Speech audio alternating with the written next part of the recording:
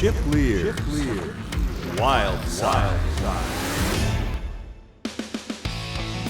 Walleye's biggest event of the year is upon us, the National Walleye Tour Championship, and it's not just because it's a championship, it's also because intertwined in there is this Angler of the Year race, the most coveted award in walleye fishing. It means you're the best of the best for an entire season long. It gets decided this next week. Huron, Ohio is the venue. Lake Erie is where this will all get decided. And it is certainly going to be a great event. And that's what today's show is all about. It isn't just about the fact we've got great anglers all meeting in Huron to fish Lake Erie and compete for 3 Ranger boats, biggest prize pool we have all season long on the National Walleye Tour, for the smallest group of anglers.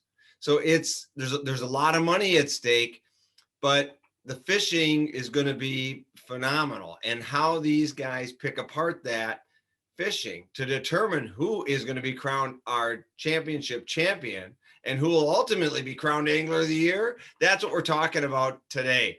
Joining me is my good friend, walleye expert, John Balla. He's also a statistician, as you know, all things stat-wise in walleye fishing he has picked apart. He's here, and joining us is our current leader on the Angler of the Year race, Korey Sprengel, who has got just a little bit of a lead here going into this last event, and it's not much. It's the tightest race ever. Top anglers are separated by just 5 points, plus a whole bunch of very good anglers right behind them, and Great Lake experts at that. Also is local native Ohioan Ryan Buddie, who took second the last time the National Walleye Tour fished on Lake Erie here. And his insight into this fishery is really key to this podcast. You're going to understand a life's worth of information on Lake Erie. So, but before we get there, I beg you, drop down, hit subscribe so you never miss a episode of this podcast. Hit that subscribe button so you're alerted every time that one becomes available. Also makes it easier to find the next time you want information just like this. I also encourage you to get chipleer.com. Subscribe for the newsletter so you can keep abreast of everything that's going on from time to time, everything that's new in terms of content and going on our sides of the world. It's a great show. I know you're going to enjoy it. Let's prepare you for the biggest event in walleye fishing in 2020 with this podcast right here. This week, Huron, Ohio, Lake Erie, the National Walleye Tour Championship, presented by Bass Pro and Shops and Cabela's, takes off, and this is a fun show because of the fact that, I mean, it all accumulates here from the entire walleye season. And the purpose of this show, the objective that we have going on here is to provide some insight, basically help everybody that is a walleye fan understand the nuances of what you hear at the weigh-in. So let's get some expectations of what we may see coming out of Lake Erie, and help us better understand and follow the event. Because if you're just watching the weigh-in itself, it's really sometimes kind of difficult to pick up what's actually happening without any backstory to what makes Lake Erie, especially this time of year.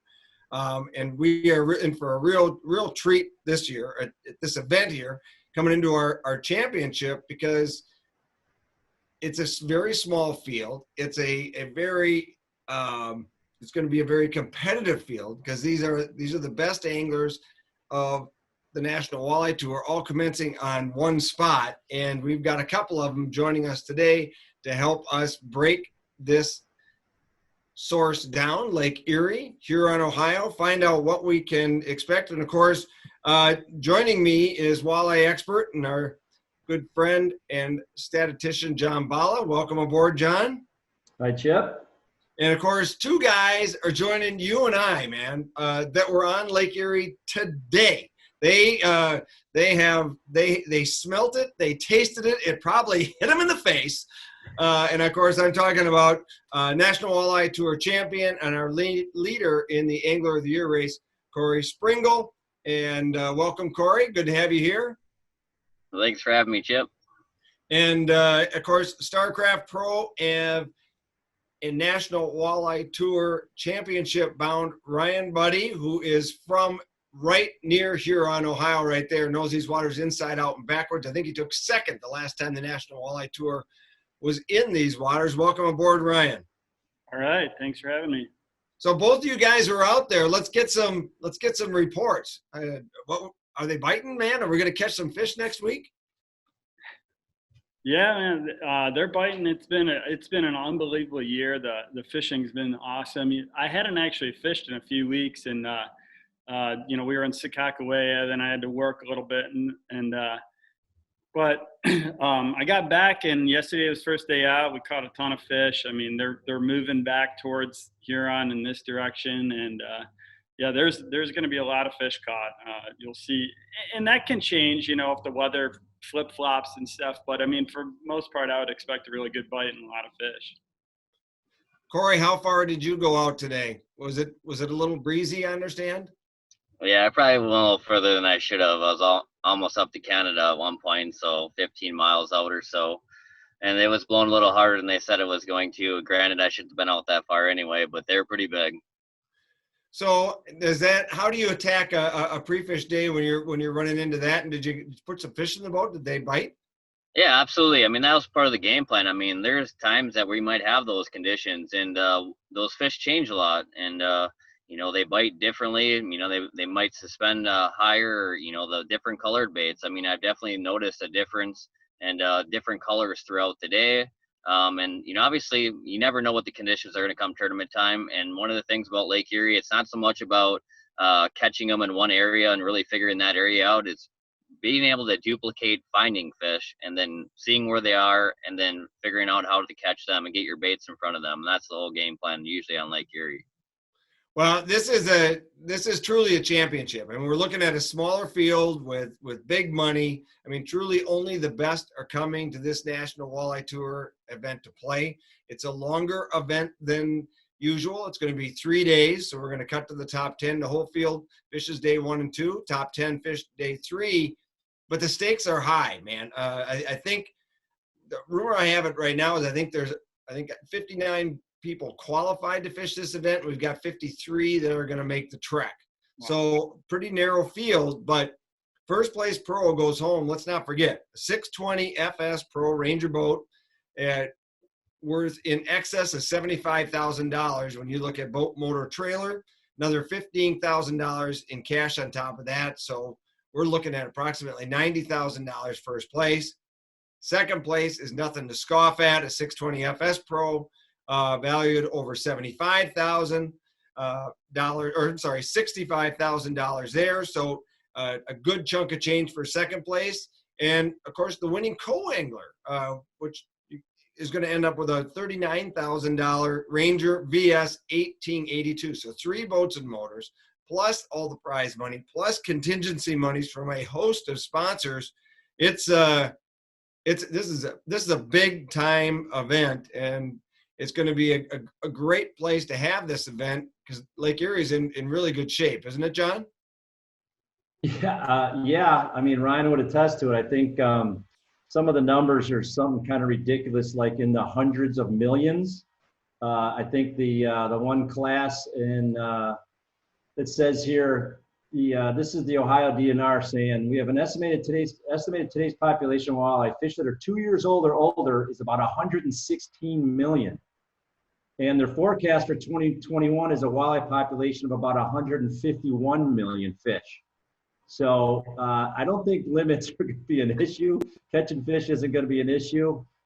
These guys, I think, will attest to actually it's going to be the size, and we'll get an input from them in terms of what they think in terms of what kind of size we'll be looking at. But certainly catching fish will not be the issue. So, Ryan, the last time we were here, you took second place, but it was a spring event. And talking to JB here before we went on to this podcast, we talked a lot about the lack of fall events, at least in the National Walleye Tour's eyes, that have taken place here. So what can you tell us? What should we expect fall versus spring if it's our first time watching a fall event here? Like in terms of the fish, well, in the spring, all the fish for the most part, especially the big ones, are spawning out in the Western Basin, and then they're starting to trickle out. So it's kind of like it's a little bit easier to get right on those big ones in the lead pack of the migration. The big ones migrate first, but in the fall, those fish or throughout the summer, they go all the way over to, in New York by like Dunkirk and Buffalo and all that.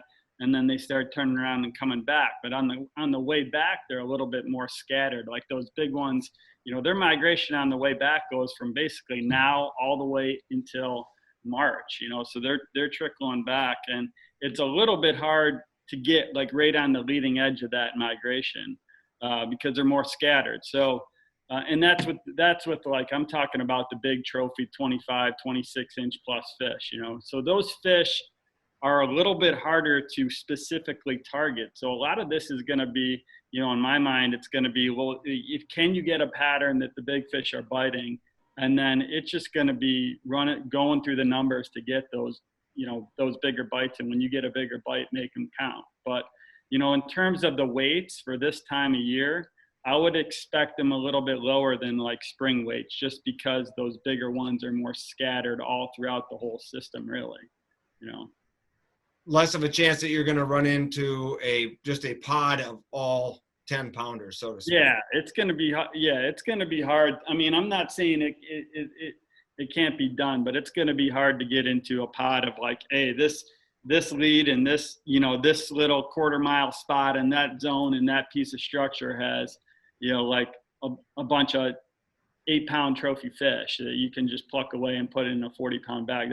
It's certainly doable, but it's a lot harder to do right now than it would be, say, like in the spring, when you could get up on like one of those shoals or the points or around one of the harbors where you're in that lead pack of those big females that are migrating east first.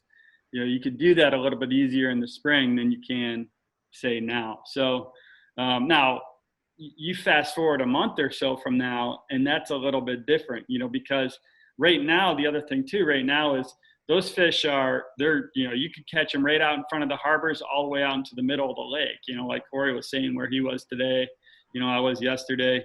So they're all scattered throughout the lake. As it gets colder, the bait fish will start coming into the shore and the harbors, and the big fish will start pushing them in there. And then you're basically just fishing most of the shoreline in those later months. They're congregated a lot closer, but right now they're still kind of scattered. So, it's a little bit harder to get on those really big fish. But if you do find them, are the fish more apt to stay put? I mean, if the migration vector is over a longer period of time, can you go back to that same spot relatively close and get back on those fish one day after the next, where sometimes in the spring, because the migration is being pushed along hurriedly, sometimes you lose touch with them from one day to the next? I'd actually say it's almost more the opposite now, in terms of like, you say they're migrating in the spring, but like right now, the thing is most of them are just basin fish, so by basin fish, I mean, they're just out and they're not related to like a specific piece of structure or like this hump or this bump they're just roaming open mud flats. So, and they got tails on them, so they're moving. So it's like, if you want to go out waypoint fishing, what I call it, where you got, hey guy, I got this waypoint, I'm going to go set up right on that and fish that regardless of what I see. Well, good luck. It's a lot more of like right now, it's a lot more relying on your electronics. I use my Lowrance 2D sonar, and I can mark fish at 30, 35 mile an hour really good. And that's what I'm going to be looking for, that and temperature, water temperature breaks, and then looking at the watercolor. And it's just like Korey said, it's about like right now, conditions change a lot, but what you're looking for is certain patterns, certain things that you're seeing, like what you're seeing on your electronics, these kind of marks and this kind of water temperature and whatnot. So that's what we're looking for, and that's going to change. Like, I almost guarantee you the guy that wins this tournament isn't going to be fishing the same spot 3 days in a row, or even within the same 3, 4, 5 miles 3 days in a row. They're going to be moving around and chasing them around. So this is your home water essentially, right? I mean, you born and raised in Ohio, is that right? Yeah, just right on the west side of Cleveland, suburb west of Cleveland. Yeah. So I mean, this is your home water. You grew up here. in terms of seasonal movements, are we on schedule? Or this year compared to others, are we water temperature and fish migration? Is it somewhere where you would think it would normally be? Are we ahead, behind? Yeah, and actually, I think this is going to work out good for us. I would actually say we're a little bit ahead. I mean, the water, we had a really warm summer, especially late, but the last few weeks have been pretty cool. And the water temperature, I mean, we're down to about, anywhere between 63 and 66 degree water. And that, I would say, is pretty cool for, I haven't looked at the exact, you might be able to track that in some historical data, but it seems like that's quite a bit cooler than normal. And the fish are really starting to fatten up right now, which is a typical fall thing. So, that's a good thing for the bite. I'm actually, if you would have asked me a couple weeks ago, I would have thought that the weights would be a little low. I would have said some, lower numbers. But after seeing how pumped these fish are, and that you're catching fish that are spitting up bait fish, that means the fall feed bag's starting to go on and they're starting to transition to fall. So I'd say you're a little bit ahead of the game, which is good for us in Huron in terms of not necessarily having to run as, crazy far. That still could come in play, but no, they're transitioning into a fall pattern, which is good. It feels like fall here. I mean, I've been here when it's 80 degrees this time of year, and it's not like that, and it doesn't look like it's going to be like that, so that's good. So Korey, when you're running around out there, how big of a pot of fish are you looking for? I mean, this is Lake Erie. I mean, the pod can be anywhere from a half a mile to 5 miles. I mean, there's some pretty crazy schools out here, especially with the amount of fish that are in here right now. It's unbelievable. And I mean, I'm sure Ryan's seen it already in practice. I mean, there's just some areas that are just full. But then, honestly, I went back out today and a lot of things change, and that's what we're going to have. I mean, I seen a lot of bait fish balled up really tight today. There wasn't a lot of fish with them so much, but there's a lot of things moving around. We had a ton of wind today. We're gonna have a ton of wind all week, and that wind is creating a ton of current. It's gonna move things around a ton, and so there's gonna be a lot of things changing. But this is Lake Erie. I mean, you could literally land on a pod of fish that are 2 to 3 miles long, no problem. So when you talked about the schools of bait fish, I mean, do you see the weather affecting how tight that bait fish balls? And are the fish reacting to presentations differently on a tight ball versus a loose ball? Honestly, I couldn't answer that question too much right now this early in practice, but definitely when you usually generally see balls of bait really tight, it means that they're balled up together for a reason. They're being fed on by something that's balling them together. But the thing about Lake Erie right now, Ryan can talk about more, it's just there's more than one kind of bait fish they're targeting between the shiners, the shad, the smelt. There's a lot of food in here right now. I was actually shocked I've been hearing about how many fish have been out in the system, and food at some point's got to be an issue with that many 20 to 25 inch walleyes in here. But after seeing the electronics lately, I don't think the food's too much of an issue. And I actually talked to Ryan quite a bit, and he had talked about how definitely the food is not an issue. They got a lot to eat. They definitely do. I mean, like I said, there's a lot of bait out there just in the couple days that I've fished. So does this, in your mind, if there's seemingly fish in a lot of different places, and picking up what everybody's saying here, they're intermixed in terms of size, does that really overemphasize speed, color, all minute presentation detail? Absolutely, everything, even down to the you said presentation, but even further than that, it's going to come down to efficiency. It's going to be who can find them the fastest, put their baits in front of them the fastest, have the right colors, and learn how to adapt to changing conditions with sun versus clouds versus early morning, afternoon. Then on top of that, we can call, and it's going to come down to who can call the most ounces more than likely, and who can get a few of those right bites. But you're going to have to call a lot of fish. There's going to be some guys that are going to go through a lot of fish to get their weight, and there's going to be some of those schools that are a little bit spread out, where maybe they might be the right size fish. They might not catch as many, but everyone is going to call. And so that efficiency and that speed, just like a smallmouth tournament in Sturgeon Bay, you might have 40, 50 fish hit the floor, and you got to find the 5 right ones that may weigh 1 or 2 ounces more than the rest. And that's what it's going to come down to. Because the rules are it's 15-inch minimum, if I'm not mistaken, 5 fish, but you can upgrade all day long. So it's going to be the biggest fish win, period. How do you not love that for a championship? Yeah, absolutely. The only thing that's a little tough to love is, coming down to who gets the right ounces or who gets the 10-pounder is, the one thing. Right now, there's so many of those fish that are from 21 to 24 inches. A 10-pound bite is going to be huge. If you can throw that in the mix of a 25-pound bag, and that guy gets that other 10-pounder, and maybe it's a 30-pound bag with a 10-pounder, it's going to be huge. And obviously, it's Lake Erie. And, there's probably a 12-pounder roaming around that someone's going to catch during the tournament, and that's could change everything. John, we had we talked earlier about some of the statistics from other events recently on Erie. Yeah, and basically it's all out the window. I mean, honestly, these guys, we haven't had anything out here in this time of the year. And over the last couple of years, yeah, you've had a tournament that's been won with 80 pounds in the spring, a tournament with 60, 55, but those first places they've been variable, but the 10th, the 20th, and the 30s have been kind of similar. But now I think because of the population of the fish, to echo what Korey's saying, is this is going to come down to ounces. I think some of the data I looked at, like for every 8 ounces, or basically a pound, you're losing like 2 places. So 2 places per pound, which if you're 5 pounds behind the leader, you're 10 places behind them. And it could be even tighter than that. I mean, if like Korey's saying, if you catch a 10, you're going to separate yourself. That's like getting an extra fish in your basket.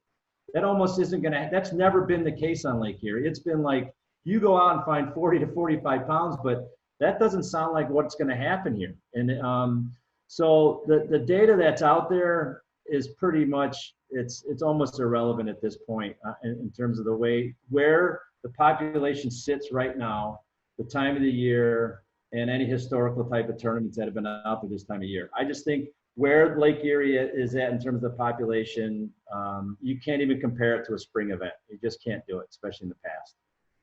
So for either Korey or Ryan, is there any structure-related fishing going on? I mean, we've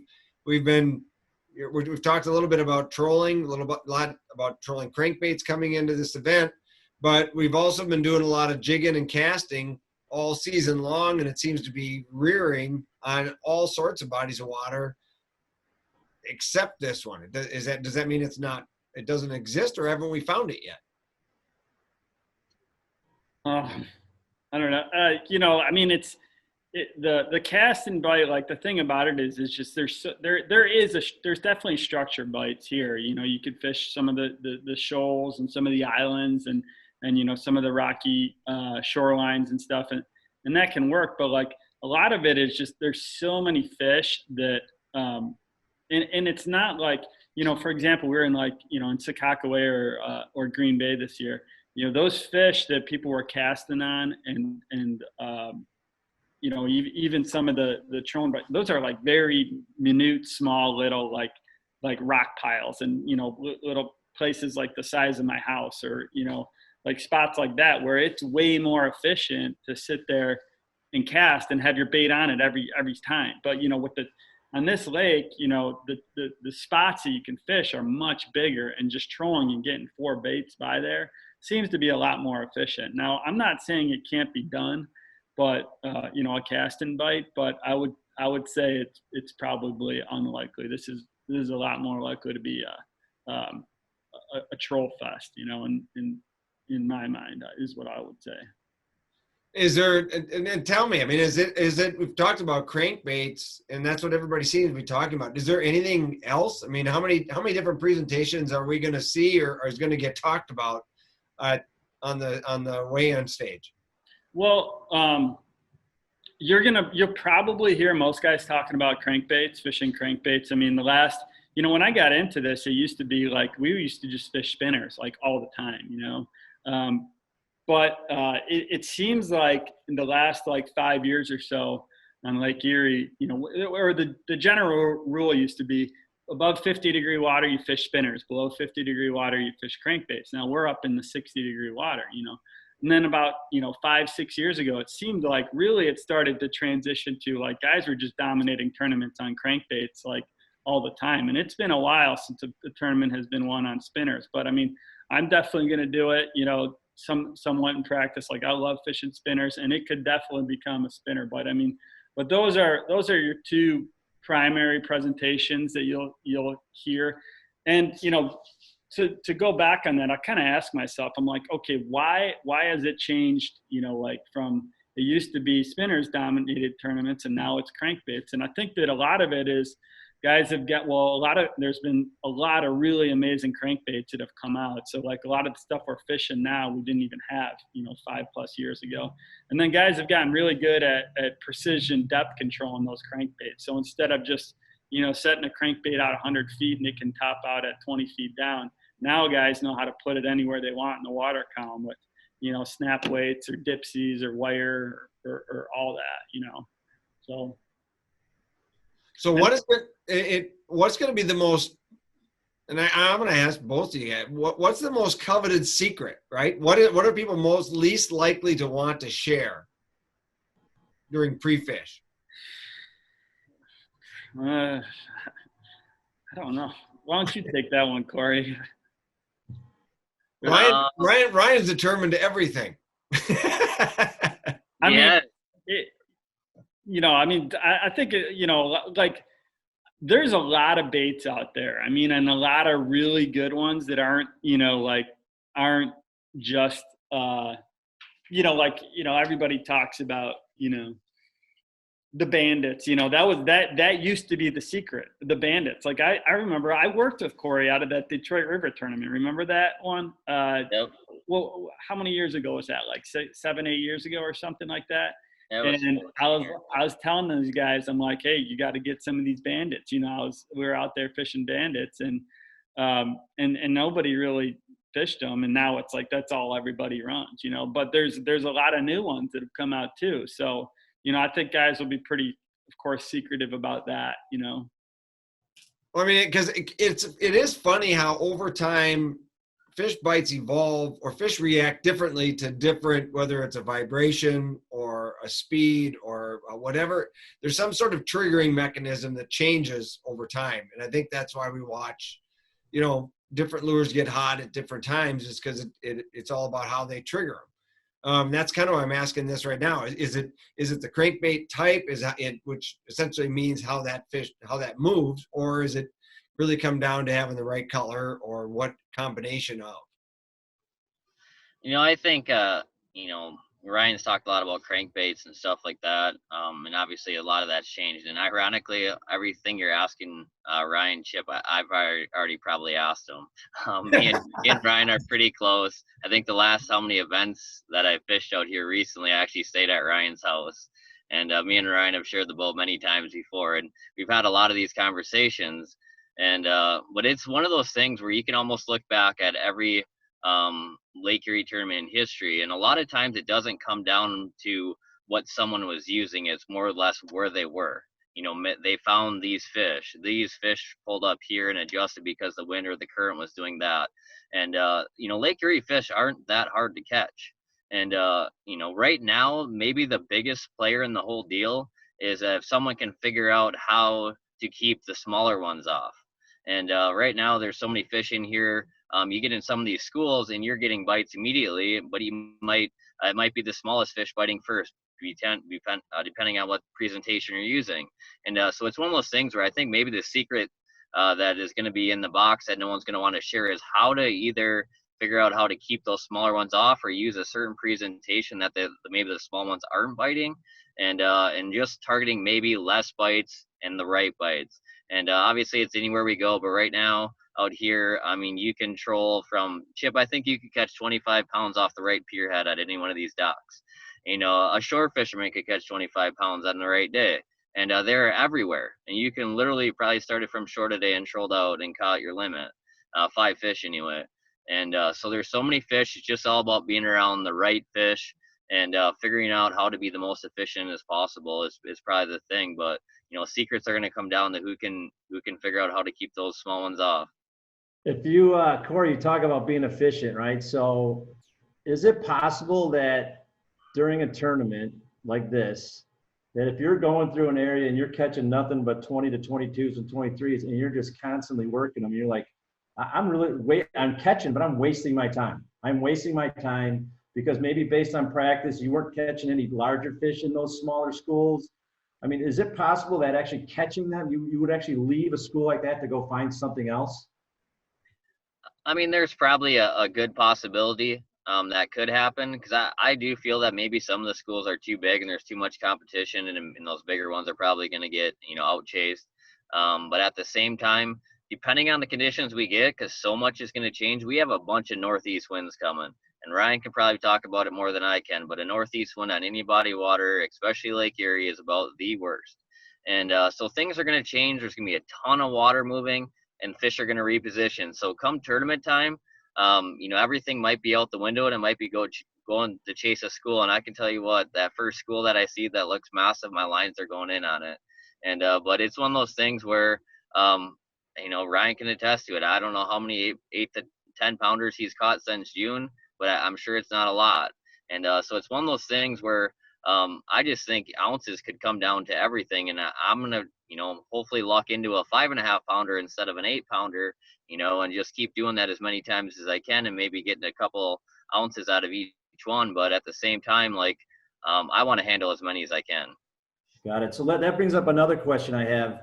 The forecast is for a lot of wind, some northeast stuff coming up, right? And even if it shifts to a strong south winds during the event, you're probably going to be able to go, right? Anthony's still going to say you guys are ready to go. So because of that, are you both going to spend any time maybe fishing shoreline stuff? Because if it is blowing hard from the south, you might only be able to stay, realistically, you might be only to fish efficiently within 5 or 10 miles of the shore.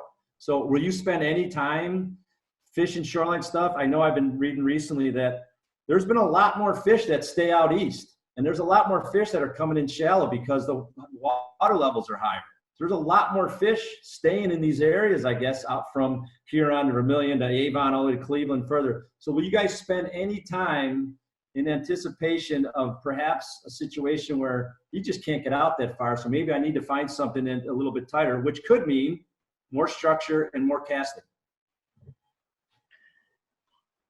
Yeah, I mean, I'll definitely fish. I mean, I fished the shoreline all day today, so I was never more than a half mile offshore, and I caught a lot of fish, and I actually caught probably better fish than I did yesterday, so it's, it'll definitely be in play, but it doesn't,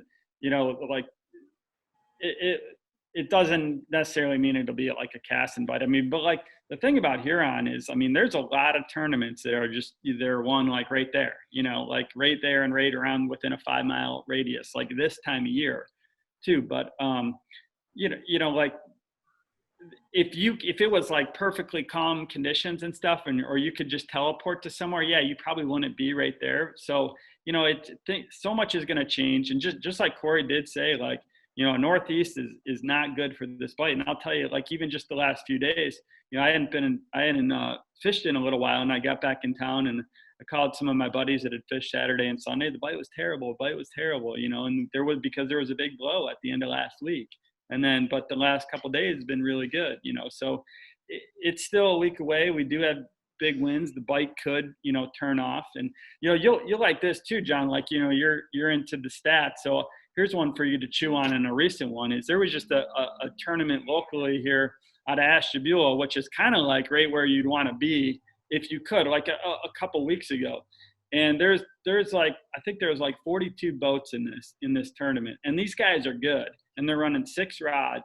And here the first place boat was 27 pounds. What do you think 41st place boat was? Probably 21. 21 pounds, exactly. Yeah. So you have 27 to 21 pounds is from almost second to last to first place. So Yeah. think, So chew on that for talking about ounces and upgrades and, efficiency, just like Korey is saying. And you're going to have to, when you know that, you're going to have to think about, leaving that big school at 23 inches when you're trying to just get every little bit you can, now, think about that. So that's what we're dealing with here on Lake Erie. I mean, you're hoping for the fattest 2014 and 15 fish you get, and then a couple of the big lucky bites from those bigger year class fish. 6 pounds between first and what place did you say? 41st. 41st. So that's 7 places per pound. Yeah. Basically. Yeah. 7 places per pound. And so that even goes more to Korey's point about one bite, one significant bite is going to change your whole world. Yeah. I mean, there'll be high fives and boat hugs. And that's the thing. Here's the other thing you're going to hear too. And I mean, this happens in every tournament, and this kind of changed the way I tournament fish and made me a heck of a lot better, back early in my career. Is every one of these in a tournament, especially like this, you talk to the guy who gets 3rd, 4th, and 5th place. What are they going to say? They're going to tell you, "Oh, I lost the big one at the back of the boat." It's the same old song and dance in all these stories, all these tournaments, and especially one like this. So, like, another thing that it's going to come down to is you got to do everything, and that's, I'm meticulous about it. You got to do everything in your power that every single bite you get it to the boat, especially if it's a big one and you put it in the net. So that's going to be really important for this one, and for the guys who do well. I think you can maybe pull it up. There was an event actually out of here on NWC Championship probably 4 or 5 years ago.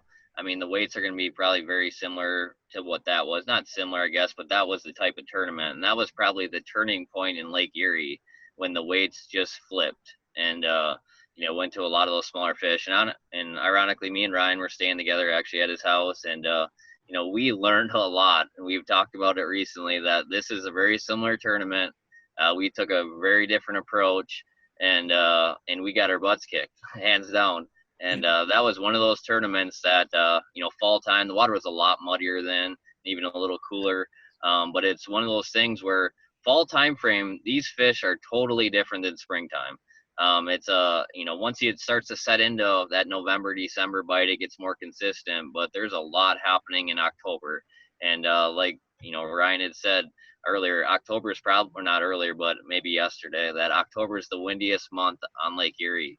And when you have a lot of wind, you have a lot of current, you're moving a lot of fish very fast. And then, when these fish already want to start moving, and you put a bunch of current on top of them, and it's, possibly getting them in the right place, or not in the right place, at the right direction that they want to go, they can go a long ways fast. So as we come into this event here, it's the championship, and Korey, you got your shot. You're sitting there in the lead for Angler of the Year. Ryan's coming into this without a shot at Angler of the Year, but a shot at some of the biggest prize money for the smallest amount of anglers. So it's per capita. It's got more money at stake than any other event of the season. How does strategy go into that? And the fact, we're talking wind, right? And we've been here before. We've had blow days at championships before. How do you set your day up, or is it just go and try to make the best of whatever situation you get on day one and take it as it comes? I mean, that's the game plan that I'm going with. I mean, I'm almost going to pre-fish this one, and very similar to, like I talked about smallmouth before.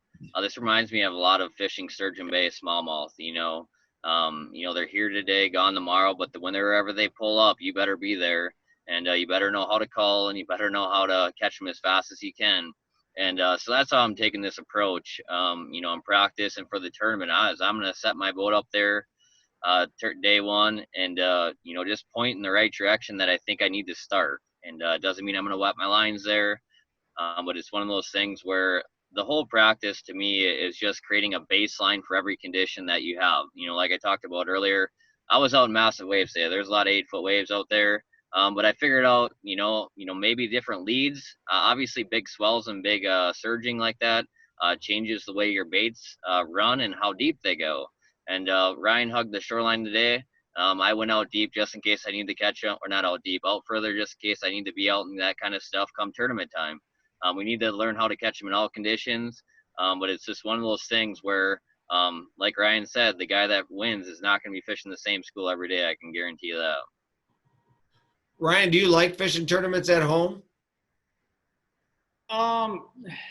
Yeah, I mean, of course I like fishing at home. It's like, it's nice to just sleep in my own bed and not have to travel real far and, and have all, like, there's a certain comfort zone there, and like, hey, if we have a blow day, I'm not, stuck in a hotel. And yeah, I mean, of course this is my, home water and I've had a lot of success. It doesn't necessarily mean I'm any more confident here than I am anywhere else. Like I like to, I feel just as confident anywhere else I go. But yeah, I mean, sure. I love, fishing my home body of water.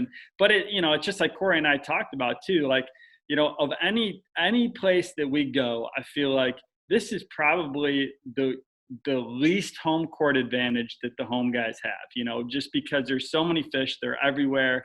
They're not really that hard to find, so it's not like, okay, like, on this exact wind, this point or hump or bump fires and you have these, 10-degree water temperature changes overnight because the wind shifted like this. And you need to know how that did without, because you're a local and you've seen that. Whereas, if we're only there for a week, it's a lot harder to predict. A lot of these other fisheries are like that.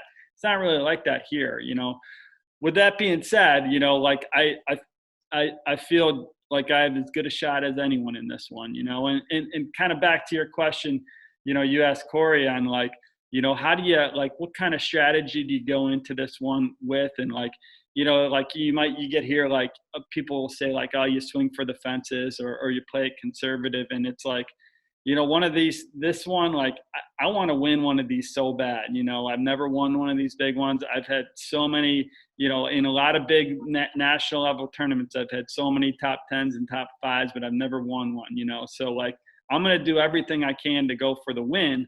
But at the same time, the other thing that's interesting about this, it's a 3 day. So consistency over those 3 days kind of levels that out for the guy that's necessarily swinging for the fence, going for that 40-pound bag every day, So, I mean, it's something I've learned and something I'm taking into consideration for this, but I want that win so bad, So. Well, I hear it in your voice that you can taste it. You want it. You want to grab a hold of it.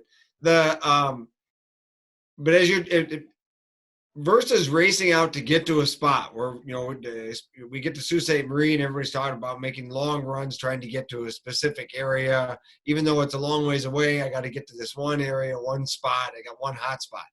We're take off in the morning. Winds may change from day to day. Weather's going to change from day to day. I mean, you're essentially accumulating data from the time we leave the harbor of wind direction, water color, water temperature, and what you're seeing on the graph. Is there anything else that you're generally headed out a certain direction? How do you decide where to stop? I mean, that's pretty simple. I mean, on that, it's watching my sonar. I'm watching my sonar, my 2D sonar, and I'm watching. Well, I mean, I'll have like, I'll point it in a general direction that I, think. But I kind of like I take screenshots. Like when I catch, good fish or better fish, I go through and I take screenshots, and then I study those screenshots. I'm like, that's what I saw when I was catching those big fish. So. I mean, the electronics are going to be huge on this, and it's really going to be a simple formula. Find what those conditions are that I caught those fish on in practice. Okay, go out in this general area or this general zone, find that, see where they are on my graph, and then I'm putting baits in front of their face, with that just a simple formula, leads and weights and divers and whatever the program is that I decide to do, and putting them in there, and then you start adjusting, go from that. And the other thing is I'll be more likely to vary my baits and presentation. Like when we were up at Sault Ste. Marie, I'd never done this in my career. And I went out and I put 4 of the exact same baits in the water on all 4 rods. And I said, I am going with this today all day, because that's what it was for all my practice. But this, I guarantee I'll have a bunch of different stuff in the water and be adjusting, leads and baits and, everything accordingly, and hopefully, dial it in, So. What do you think it's going to, we'll start with Korey. What do you think you're going to need a day? What do you think it's going to take to win, assuming we get to fish 3 days in a row? I probably will say a little higher than I have since I've been here now. And like Ryan had talked about, these fish have been feeding for a while. They're really fat. Some of them are crazy fat. So definitely there's going to be a little weight gain there. They're not very long, I'll tell you that. But they're really fat. So I think, to win the tournament, I'm sure you're going to need just over 30 pounds a day. And possibly even less than that out of one of the days, just because the weather is going to be a factor. Weather is going to be able to dictate where you're going to run to, and it's also going to change the schools up. And there might be a guy that has a pretty decent bag and doing fairly well in the tournament, might not be able to get there the next day, and is going to have to figure out another school. And it's just going to come down to who makes the right adjustments and can find the most fish, because at some point in this 3-day tournament, the guy that wins is going to have to scramble to find a new school. How about you, Ryan? Yeah, I mean, it's a tough question to ask, like right now, especially because, what's going to happen with the winds? Where are we going to be able to run? What's going to happen leading up to the days before the tournament? Because we're still a little bit out too far to say like, okay, like Monday, Tuesday, Wednesday, Thursday are going to be like this, With that being said, I mean, I thought going into this, and the other thing I kind of keep telling myself while I keep saying it's a little bit lower, is I just look at like tournaments this year on Lake Erie. Well, most of the tournaments on Lake Erie are 6-rod tournaments. Okay. So guys are fishing 6 rods. This is a 4-rod tournament. So that kind of should cut off some of the, your ability to catch the fish as many or and call out as many. But these guys are good, so you kind of keep going back and forth. You put it, if I had to say a number, I would say, I'm going to say probably 90 pounds over 3 days, on the higher end. But I mean, somebody could put 110 pounds up there, or, it could be as low as 65, 75. If you have huge northeast winds for a couple of days, and then we got to go again on another north wind, you might be, well, it'd probably be more than that. But I mean, it could be somewhere in that 70-pound range too, So if I had to pick a number, I'd say 90 pounds, but it's going to be interesting, What are you thinking, JB? Well, I agree with everything they both said. I mean, weather is going to be such a huge factor. Those 30 pounds a day, it's very in line with what's been going on over the last 3, 4, 5 years. Like Korey mentioned, things started changing because the population certainly started changing. There's been the anomaly where someone caught 85 pounds and they won it after 2 days at an NWC in spring, but you take away some of those highs and lows, and there's a lot of that, 63 down to 40 pounds after 2-day weights. So those 20 to 32 pound bags are very, very prevalent. So yeah, I mean, if the weather is, if they can go wherever they want, I'd say 90 pounds. But we know it's Lake Erie, and that's probably not going to happen. So it'll probably be somewhere in that, 75 to 90 range, depending on the weather. Where fingers are crossed, they can go all 3 days. There might be a day that they can't. So, that might change a few things too. It's obviously going to change the final weight, but it might change their strategies a little bit. I don't know, but so that's where I'm at. I mean, this is a hard one. This is not, there's so many variables to this one, and there's so many fish. And you just, like Korey mentioned from the very beginning, you got to be so efficient at what you're doing, sharpen hooks, getting lines out, getting small fish in, not wasting time. Ryan mentions 4 rods. Well, you got 2 19-inchers on 2 of your rods. That's just a pain in the butt. Now you got to clear them and get them out to where you're trying to catch a 6. So that is going to be the guys who are moving like Gilman on a boat. That guy just, he acts like he's got 6 lines out and he's only fishing 4. If you're that efficient to get that stuff in and out and quickly, and I think that will make a huge difference, especially when you're talking ounces, will move you up or down certain places. Korey, you going to be casting your planer boards for efficiency? I've been known to do that at a time or two. I always said I'll never say I'm a better fisherman than anyone else, but I'll definitely I'll argue the fact that I'm more efficient. I mean, that's what it's come down to. A lot of my credit, for a lot of the success I've had hasn't came because I'm better than anyone else on, the fishing aspect. It comes down to efficiency. If you can make a lot of mistakes in any tournament, as long as you're efficient. Maybe it's a boat ride, being more efficient, or making this pass shorter because something happened, and just making all those adjustments very fast, making your calls fast, and just, making every decision efficient. You can make a lot of mistakes in a tournament and still pull off the win. And, this one's going to be amplified 10 times just because, speed is going to be everything. Like you said, 4 odds is not a lot. There's a lot of these techniques we're using. It takes a lot of line to get out. It's a lot of line to get back in. There's a lot of things that guys can be doing differently to, be more efficient, or, whatever it may be. But it's going to come down to something interesting is going to happen out of that top 5 group to keep them up there. Well, it's certainly going to be an event full of details, and I can't wait to pick it apart all next week as we get to Huron, Ohio, and kick things off. Rules meeting is going to be on Tuesday, day 1, 2, and 3 on Wednesday, Thursday, and Friday. Of course, there's 2 actual races in mind. We've got our National Walleye Tour Championship going on. We're going to crown a champion.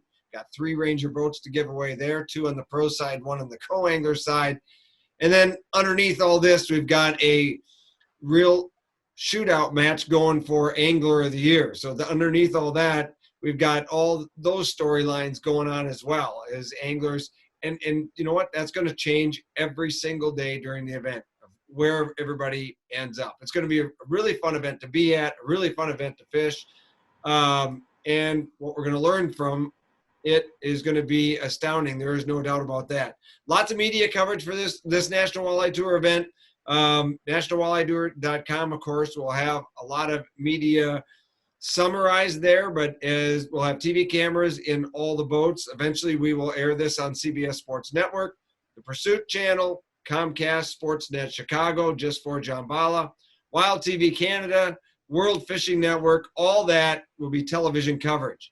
Digitally, all this TV is going to be on our Outdoor Action TV app, the Pursuit Up, and Fishing TV app as well. So there's 3 different ways you can watch there. And of course, daily updates on the National Walleye Tour social media pages. The Outdoor Action TV app will have updates every single day. NationalWalleyeTour.com will have live broadcasts of the weigh-in, live broadcasts of our morning interviews, midday updates, all of that. There's also a local social media page, Fish Huron National Walleye Tour, Fish Huron NWT on Facebook, which is a locally energized information center on everything that's happening NWT-wise. For all of us spectators, we encourage you to watch, although we're not including a big crowd at the weigh-in site. They're encouraged to watch all this action digitally and take part on our social media pages. Best of luck to all you gentlemen. Korey, good luck. Ryan, good luck. Thanks for joining us here today. I'm really, really looking forward to this event. John, do you got anything else before we sign off? We're not talking about Angler of the Year? What? We're not talking about the Angler of the Year race? Well, you want to cut it up? You want to dive one more into that? Are you kidding me? It's the tightest like ever. Well, then we can give you. We got about 4 minutes on that. Let's go right now. Well, I don't want to retread it, but my God, Korey has been the most consistent AOI in all the 7 years, never finished outside the top 10, but has yet to win one. He lost a tiebreaker the first year, but now he goes into this event, leading the event. He's got a local, David Kolb, sitting right behind him. He's by 3 points behind him. Then he's got John Hoyer, who's been, arguably the hottest guy in the last 5 events, which Korey, I'm sure, wants to knock that down a little bit. But so there's only 5 points separating these top 3 guys with 53 anglers.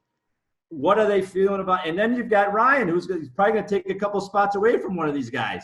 I mean, he's planning on winning this thing and being in the top 5. So I kind of want to know what Korey's thinking. We've got this opportunity right now. He's pre-fishing. He's thinking about it, if he's thinking about it all. So I just kind of want to get his thoughts. I mean, obviously I've thought about it. With this whole season, I've tried not to think about it. Let's face it, I've had about six years now. I've had a shot at winning Angler of the Year in the last tournament. Maybe I've let it after the day one or whatever. My second day going into the last championship or the last day of the championship, I've had a shot at, being up there. Failed every time, obviously. Championships haven't been that great to me. I've won one before, but I've learned a lot. There's a lot of things that I did differently that I'm not going to do again. It's just one of those things. I already know if I don't make that top 10 cut at this tournament, I don't win Angler of the Year. The points are too close. The guys that are, next to me are too good. It's just one of those things where you need to have, a very consistent year from start to finish. There's no slip ups.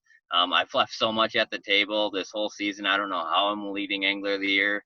I weighed 2 fish one tournament, didn't have a limit in about half of them.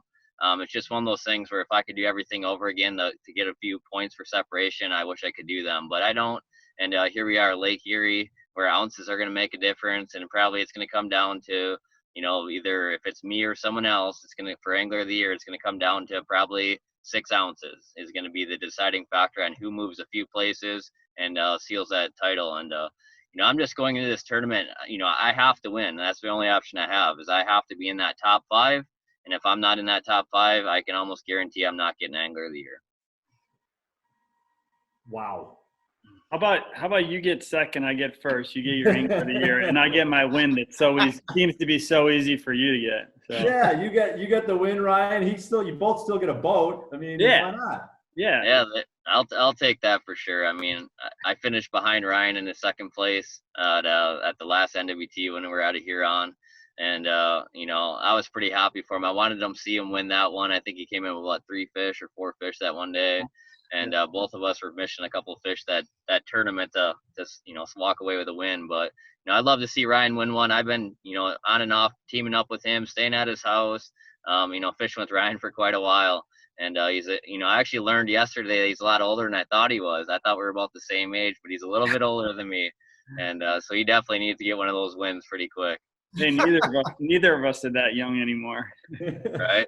I can say this though, Korey. There's a lot of people that would, I think that would agree with me that there's nobody that's more deserving than winning an Angler of the Year than you. I mean, oh yeah, you've been consistent. You've been a true sportsman through the whole time, through the whole 8 years now. So there's certainly a lot of us Walleye fans that would love to see you win Angler of the Year for sure. And I appreciate that. I mean, that means a lot. But at the same time, I feel great. I haven't won one. I've literally told myself it doesn't matter if I never win one because at this point, I've had a lot of chances. I haven't done it. But at the same time, I always think to myself, well, a 4th place or 5th place average Angler of the Year finish over the last 8 years, is probably something that'll be harder to do or harder to duplicate than anyone to ever win Angler of the Year. And just one of those things where I always strive for consistency, and consistency pushes you to the top in a tournament, an Angler of the Year finish. And so I'll be happy if I walk away with this one in the top 5 in Angler of the Year and keep that average going for another, 8 or 9 years now. And so that's what I'm really happy with. I may not win this, but I'm still going to be happy no matter what because my goal is top 10 Angler of the Year, and I'll be happy. And you've got a good, your own version, the Angler of the Year version of a hockey playoff beard going. So that's awesome. Yeah, I was hoping it was going to be a little cooler out here. You get big winds on big water. It's a little cooler. And right after this, I know I'm going to be duck hunting immediately. So, I'm looking forward to getting this event over and doing some waterfowl hunting. But it was 70-some degrees out here today. It was just way too warm to have as many layers on and insulated jackets as I did when I hit shore. Awesome. Well, it's going to be a fun event. I think both of you guys are going to do really well. I appreciate you taking the time, sharing all this information. We double dove back in thanks to John Balla, which is great. And I'm looking forward to a great event. Thanks for being here, guys. Thanks, JB. And we'll see you next time on Chip Leer's Wildside podcast. Well, as you can see, Korey and Ryan have their game faces on as we're coming down home stretch, a few days away from the biggest event in walleye fishing, the National Walleye Tour Championship.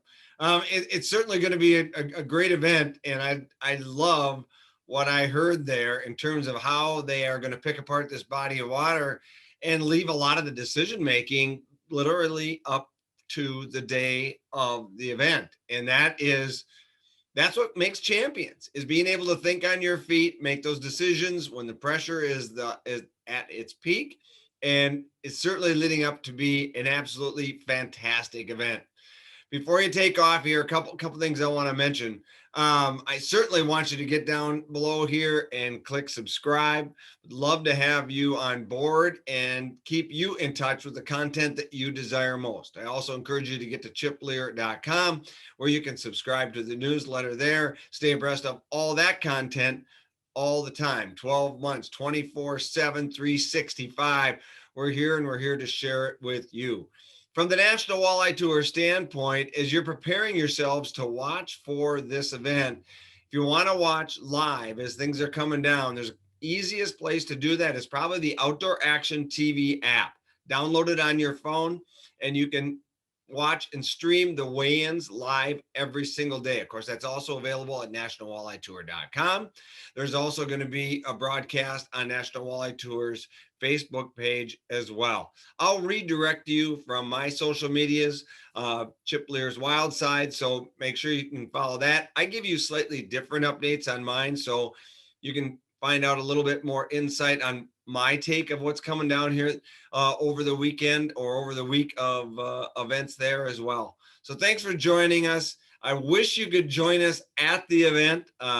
Here on Ohio and the National Walleye Tour asked you to watch digitally in our COVID era of tournament fishing, but we're pulling off events, and we didn't even know if those were going to happen earlier this year. So we're very grateful to all the anglers, all the people that have worked so hard to stay with us at a distance and be able to execute these events. It's 2020, the biggest walleye fishing tournament of the year is upon us. Enjoy.